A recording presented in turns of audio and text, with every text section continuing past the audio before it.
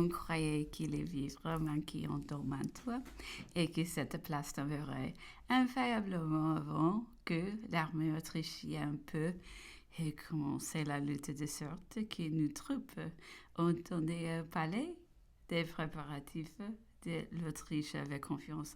Elles semblaient sûres de la victoire. L'armée était bien nourrie, bien payée, bien vêtue. Son artillerie était nombreuse et bien attelée.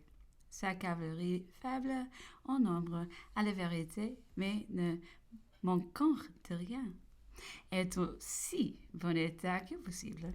La population de tous les pays occupés par nos armées faisant à présent cause commune avec nous. Elle appelait nos succès de tous ses voeux. Les dispositions des pays au-delà du Pô étaient telles qu'ils pouvaient même suffire à continuer l'élever, que le cardinal secrétaire d'État de Rome appelait l'armée du pape. C'était misérable coup, sans esprit, sans courage, sans talent, sans bonne foi n'était pas autrement redoutable. 3. Combat de la Bretagne, vos voix évacuer le Tyrol en désordre. Au commencement de novembre, le quartier général de l'armée autrichienne était à Conigliano et de nombreux postes garnissaient en la rive gauche de la Piave. Dans le Tyrol, des corps opposés à chacun des nôtres se formions sur la ligne de la vision. Partout l'ennemi se montrait en force. Le projet d'Arvizi n'était pas du tout et ne voulait pas qu'un Worms attaqué par le Tyrol. Il craignait de s'engager dans la montagne. Il s'est trouvé à l'intelligence du soldat français, à sa plus grande dextérité, les succès de Lonato et de Castiglione. Il résolut donc de faire sa principale attaque par la plaine et d'arriver sur la Dige par le Véronais, la Vicentin et la Padua.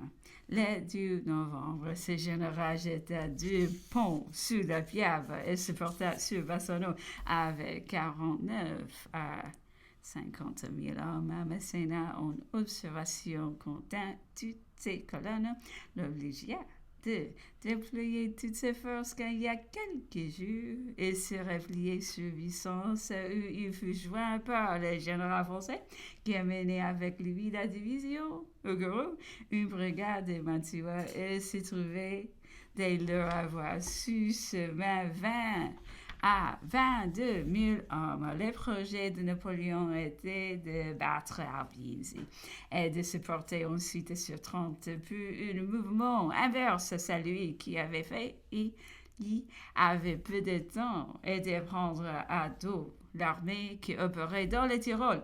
Alvisi, qui avait passé la Brenta, fut attaqué le 5 et Coubuté.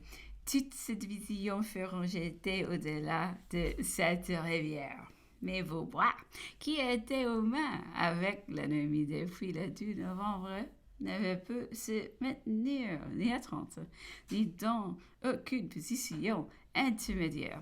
Sa division ne disputant plus le terrain, revenait en désordre sur Vérone, tout Paris s'est fait craindre de la position de la Corona et de Montebaldo ne pourrait arrêter l'ennemi. On craignit pour le siège de Mantua. Le général en chef fut donc obligé de rétrograder sur Vérone et d'y arriver assez à temps pour rallier Vaubois et assurer la position du Montebaldo et de Rivoli. Il passa la revue de la division Vaubois sur le plateau de Rivoli. Soldat, le titre d'un ton sévère, que je ne suis pas content de vous. Vous n'avez marqué de discipline et constance.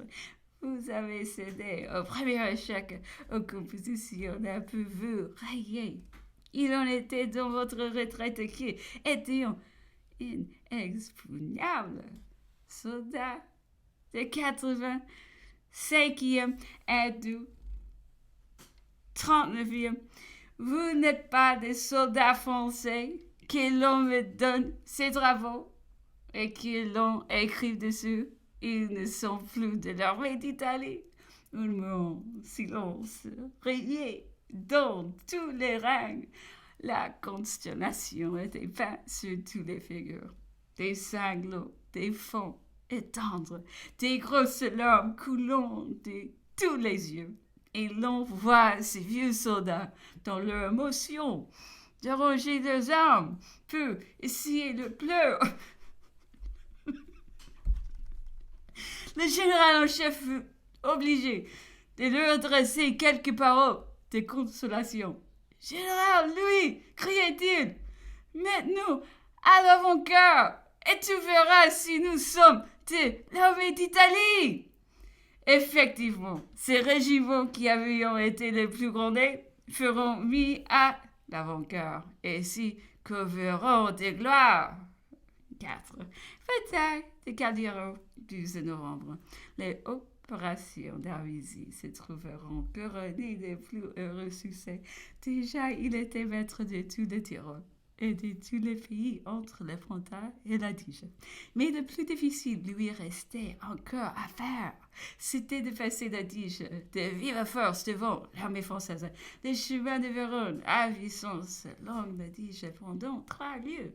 Et il quitte la direction des fleuves car Villanova, où il tourne peu particulièrement à gauche pour se diriger sur Vicence à Villanova. La petite rivière d'Arpon coupe la grande route et se jette après avoir traversé à Col dans l'Adige entre Onco et Abreto. Sur la gauche de Villanova se trouvent des hauteurs offrant de très belles positions connues sous le nom de Caldiero. En occupant ces positions, on garde une partie de l'Adige. On couvre Vérone et l'on se trouve en mesure de tomber sur les derrières de l'ennemi. C'est celui-ci se dirigeant sur les bases d'Adige. Les généraux français, eux, peine assurer la défense des monts de Bordeaux et refermer les troupes de Vaubois qui voulaient occuper Caldiero. Comme donnant plus de chance à la défensive et plus d'énergie à son attitude, il toucha les 11 de Vérone. La brigade Verdier en tête découvra l'avant-garde ennemi et parvint bientôt au pied de Caldiero. Mais Arvizi lui-même avait occupé cette position qui est bonne également contre Vérone. Les 12 à la pointe du jeu ont vit toute son armée couronnée ses hauteurs qu'il avait couvertes de formidables batteries. Les terrains reconnus masculins dut attaquer la hauteur et forcer la droite de l'ennemi. Cette hauteur enlevée et l'ennemi de garder bas, la bataille se trouvait décidée. Le général Launay marcha avec sa demi-brigade et s'empara de la hauteur, mais il ne peut se maintenir et fut fait prisonnier. Cependant, la pluie tombée par torrent, les chemins devinrent bientôt impraticables pour notre artillerie pendant que nous étions écrasés par celle de l'ennemi.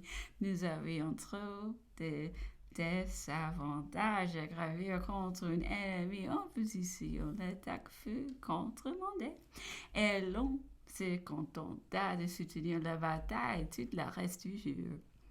Comme la pluie dura toute la journée et celle du lendemain, les généraux français prirent le parti de retourner au camp de Vérone. Les pertes dans cette affaire avaient été égales, cependant l'ennemi attribua avec raison la victoire à ses avant-postes s'approcheront de Saint-Michel. Et la situation des Français devint vraiment critique. 5 murmures et sentiments divers qui, agitant l'armée française, Vaubois battu en Tyrol, avait fait des pertes considérables. Il n'y avait plus que 6 000 hommes. Les 2 autres divisions, après s'être vaillamment battues sur le Pontin, s'étaient vues en retraite sur Vérone, ayant manqué leur opération sur Caldiero. Les sentiments des forces de l'ennemi étaient dans toutes les têtes. Les soldats de Vaubois purent justifier leur retraite dans le Tyrol, désirant aussi être battus contre 3.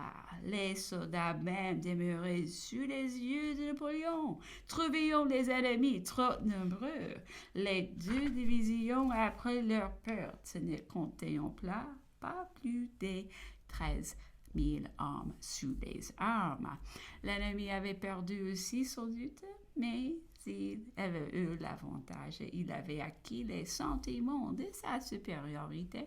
Il avait pu compter à son aise le petit nombre des Français. Aussi ne doutait-il déjà plus de la délivrance de Mantua, ni de la conquête de l'Italie. Il avait fait ramasser une grande quantité de gens et en faisait faire beaucoup d'autres, voulant enlever Véron d'assaut.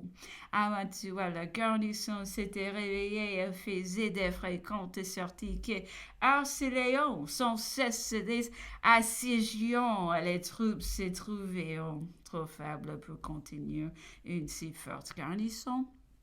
Tous les jours, on était instruit que quelque nouveau secours arrivait à l'ennemi. Nous ne pouvions en espérer aucun. Enfin, les agents de l'Autriche, sud de Venise et du pape faisaient sonner très haut les avantages obtenus par Avizi et sa supériorité sur nous. Nous n'étions plus en position de prendre l'offensive nulle part. D'un côté, la position de Caldirero, que nous n'avions pu enlever. De l'autre, les gorges de Tyrol, qui venaient d'être le théâtre de la défaite du Vaubois.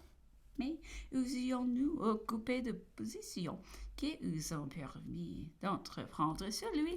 Il avait trop de supériorité par le nombre. Tout interdisait pour l'instant tout offensif. Il fallait donc laisser l'initiative à l'ennemi et attendre froidement ce qu'il voudrait entreprendre. La saison était extrêmement mauvaise, la pluie tombait par torrents et tous les mouvements se faisaient dans la boue. L'affaire de Caldiero, celle de Tyrol, avait sensiblement baissé le moral de l'armée. On avait bien encore le sentiment de la supériorité sur l'ennemi à nombre égal, mais on ne croyait pas pouvoir lui résister dans l'infériorité où l'on se trouvait. Un grand nombre de braves avaient été blessés 2 et 3 fois à différentes batailles depuis l'entrée en Italie. La mauvaise humeur s'en mêlait. Nous ne pouvons pas seuls, disions-ils, remplir la tâche de nous. L'armée d'Arvizi qui se trouve ici est celle devant laquelle les armées du Rhin et de Sambre et Meuse se sont retirées et ils sont oisifs dans ce moment. Pourquoi est-ce à nous à remplir leur tâche? On ne nous envoie aucun secours. Si nous sommes battus, nous regagnerons les Alpes et fouilleurs et son honneur. Si au contraire nous sommes vainqueurs, à quoi aboutira cette nouvelle victoire? On nous opposera une autre armée semblable à celle d'Arvizi, comme Arvizi lui-même a succédé à Worms. Et dans cette lutte constamment inégale, il faudrait bien que nous finissions par être écrasés. Napoléon faisait répondre: nous n'avions plus qu'un effort à faire et l'Italie est à nous. Arvizi est sans doute plus nombreux que nous, mais la moitié de ses troupes sont de véritables recrues. Et lui, battu, Mantua succombe. Nous demeurons maîtres de l'Italie. Nous voyons finir nos travaux, car non seulement l'Italie, mais encore la paix générale sont dans Mantua. Vous voulez aller sur les Alpes? Vous n'en êtes plus capable de la vie dure et fatigante de ces stériles rochers. Vous avez bien pu venir conquérir les délices de la Lombardie, mais ce bivouac rien effleuré de l'Italie. Pour ne vous élever plus en rigueur de cette près sommet. Vous ne supporteriez plus longtemps sans murmurer les neiges ni les glaces des Alpes. des secours nous sont arrivés. Nous en attendons encore beaucoup sont en route. Que ceux qui ne voulons pas plus se battre, qui sont assez riches, ne nous parlons pas de l'avenir. Partez à Rizzi et je vous réponds de tout reste. Ces paroles répétées par tous ceux qu'il y avait de cœurs généreux, élevions les âmes et faisions passer successivement à des sentiments opposés. Ainsi, tantôt l'armée, dans son découragement, eut voulu se retirer, tantôt remplie d'enthousiasme et parler de courir aux armes.